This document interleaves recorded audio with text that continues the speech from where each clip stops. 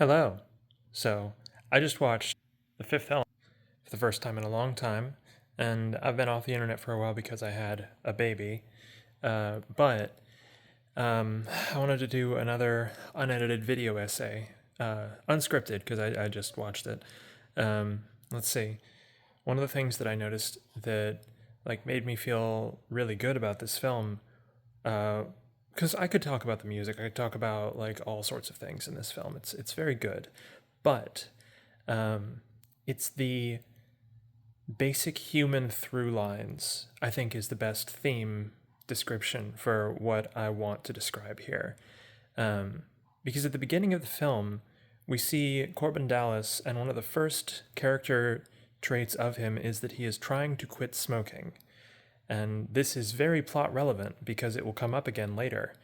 There are a couple of depictions of smoking in this film. None of them are as egregious as The Ninth Gate, but in this case, we see him, uh, we see him surrounded by "let's quit" paraphernalia, like "to quit is my goal" and stuff like that. 5 a day, which is great. Corbin in general, I'm switching hands. Sorry. Corbin in general, for most of the film, seems as though he just doesn't want to be there, which is great because that's very apt. He really doesn't seem to enjoy the life that he has. And I think that really creates a lot of dramatic difference. You can tell the difference when he's interacting with Lilu, with how engaged he is and how happy he seems. He's like, hey, hi, hi, etc. He gets the goo goo eyes, as they say. Yes, my son, yes. Um, but so aside from their several flirtations, and aside from the fact that there are some rhymes with regard to various things like spaceships, cab, Corbin driving, Lilu in his arms in awkward positions, that she's always uncomfortable when she's in his arms. Something has always gone wrong when she's in his arms. And it isn't until the end of the film that everything is okay that she's in his arms. But every time, if I recall correctly, that she's in his arms, something has gone horribly wrong. She falls out of the sky, then he holds her. She's covered in water from when they go to his apartment, and he holds her. She's shot up, and he holds her.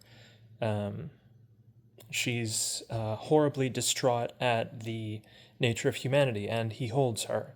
And this is kind of romantic in its own way, because he's always there reassuring her without really meaning to be.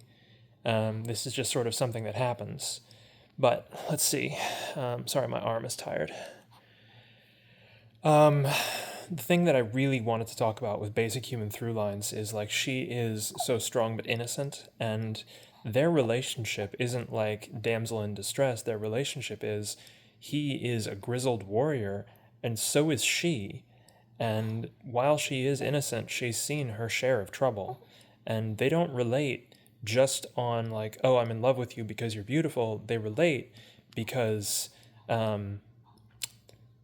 he considers her to be such a powerful person. He's seen her fight. He's seen how much of a badass she is. And there are times when it's I don't know. It's interesting because it reminds me of Crouching Tiger, Hidden Dragon in a way, because they're both showing this vulnerability, but they're both also very strong. Anyway,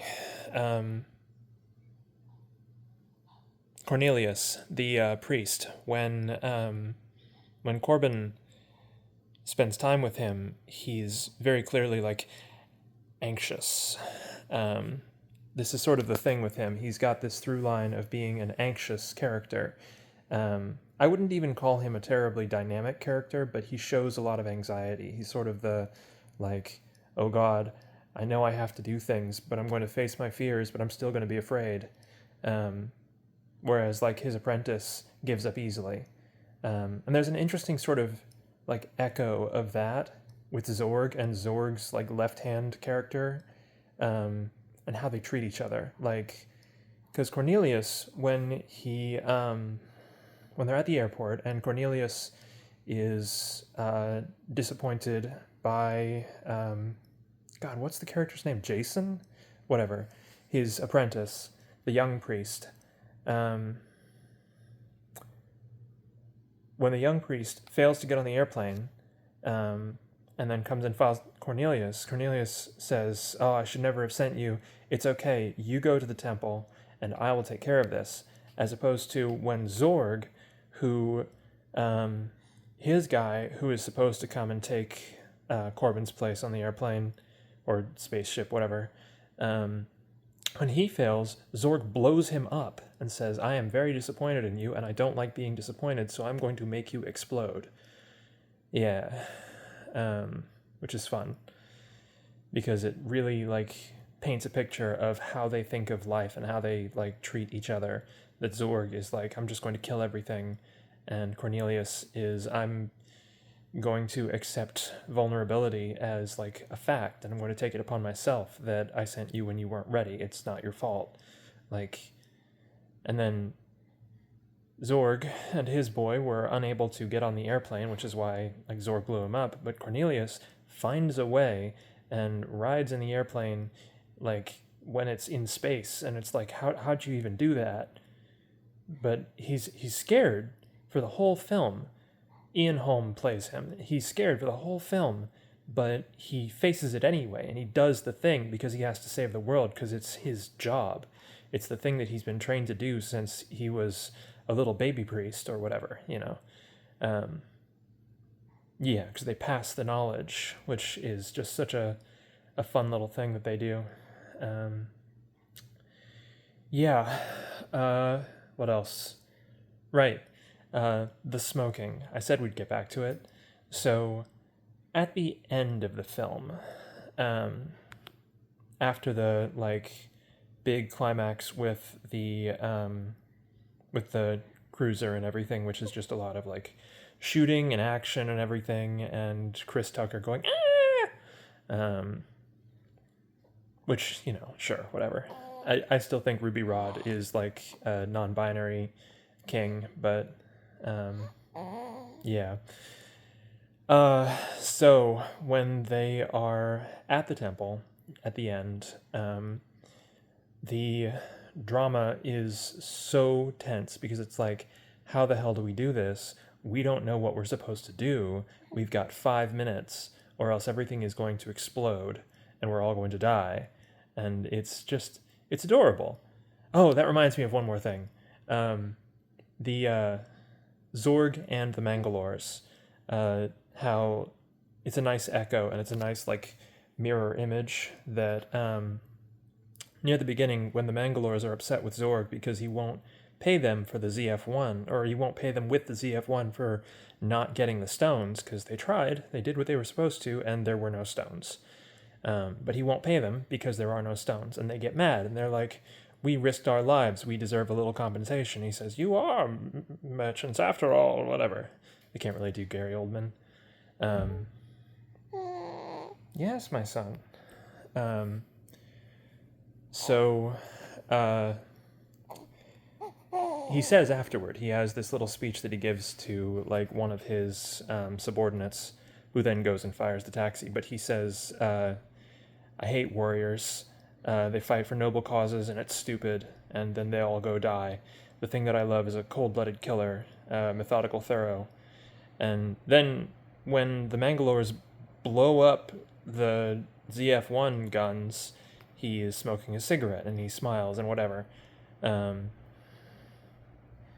Yeah. And then later, at the hotel, this is the sort of, like, this is the echo of that. The hotel, when he plants the bomb, and then he fails to get the stones, and then he comes back, and he goes to disable the bomb, and the Mangalores, who have, like, placed a bomb of their own, say, "For the glory," and activate their own bomb, which Zorg gets blown up by, and he has no, like, choice of the matter. Because, yeah, he's there, and it's like 5 seconds, he's like, "Oh no." But I thought that was a really nice sort of echo, because it was for nobility. He died because the Mangalores were like, for the honor. And he died at their hand when he couldn't get the stones. So it's a nice echo again. But the last thing is, and I skipped over this, but the last thing is that this film feels so human to me. It feels so good because at the end of it, the three big things that create tension right at the end are, we can't figure this out because it's not written and no one has done it before, when they're trying to figure out the weapon. The second one is Corbin, who is trying to quit smoking, only has one match left on him, and anyone who has ever lit a match and tried to smoke using it and had the match go out on them understands the drama and tension of just that thing, and the entire world, just for a moment, depends on this one match being able to stay lit, or else they will all die. And that, to me, is like, it's so visceral. You can feel it if you've ever lit a match. And when this film came out, a lot more people had used matches, but like, if you've ever used a match, you can really feel that sense of tension of like, oh shit, because for a moment the match almost goes out and they're all like, which is very relatable. You can feel it inside of you. You can feel it in your gut, or at least I could. Gosh, and then at the very end, when they save the world, the thing that saves the world is like the best message ever, which is love conquers all. Really, it is, because he has to convince Lilu that he loves her in order for her to be able to like activate as the ultimate weapon against evil. And there's this really funny moment where he's struggling and she's asking him to tell him and to tell her. And then we get a shot of Cornelius and Ruby, and Cornelius says, "Tell her, Corbin, tell her." Where he's like, come on. But it's also like kind of breaking the tension a little bit of the romantic moment, because he's just sort of like, all right, like I know you're afraid, but you have to tell her or we're all going to die. And it's a little silly to me, but it also sort of humanizes it, I guess. Because yeah. But he convinces her that he loves her, and then they kiss, and then she shoots the laser beam, and then we get a scene. Oh, and this will be the last thing. I know I keep saying that, but this will be the last thing, which is Corbin's mother, who calls 3 times, if I recall correctly. She calls when he's 1, because she wants to go with him. She calls when he's at the hotel, because she's mad at him for not taking her. And then she calls right at the very end, as part of the denouement, in order to be like, just to be there, because like she doesn't believe that it's the president on the phone. And then he passes the phone backwards because it's like, no one wants this. And then they just pass the phone around, and that's the big joke at the end, which is just his annoying mother. And then we pan to Corbin and Lilu in the reactor, and I love this because the reactor technician, who had before been kind of like weird and lascivious, looks in on them when the president is like, I need to talk to them. Ving Rhames, I think, is the president. I don't remember.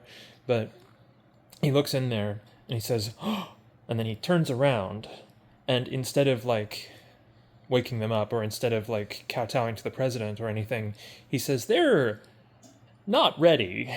And he does this great gesture with his hands coming together. And it's like, you can tell what he's thinking when he does it. It really comes across very effectively that he's like, they're fucking right now. They're having private time. We need to give them 5 more minutes. And I always thought that was really cute. And then we see them in the chamber, as the music is playing and we see them smile at each other for the first time. Like they're both smiling at the same time, and we see them together, and you hear the credits song, which is a little light relation, a little light, which is just such a good song for the end of this film. Um, this film had like a number of French filmmakers, or at least filmmakers with French names. This film had really great music, and I think that that song at the end of it, for like the reggae themes and the crazy music themes that were in this, all the fusion and stuff, it really like ties it together right at the end. It's like, and now everything is okay, and there's this cool sort of like human element to this song because the song is just about love, and at the end of the day the film was all about love anyway. So Corbin, who has no love in his life and is driving a cab and is unhappy, um, like not even his mom really loves him. His mom's love is conditional, obviously. uh, his closest friends are his former CO Finger, who is also a cab driver, his cat, and uh, the the Thai food restaurant vendor, who is one of my favorite little details. This is I'm ranting now. It's one of my favorite little details because he's flying a big fake Chinese junk style of like airship, but it's his restaurant, and he'll come to your window and make you lunch, and that's his service. And I think that's wonderful. I would love to have someone just bring a whole ass restaurant to my window for lunch, and that be like what lunch is. I think that's really fun. Um, yeah. So, that's my essay about the fifth element.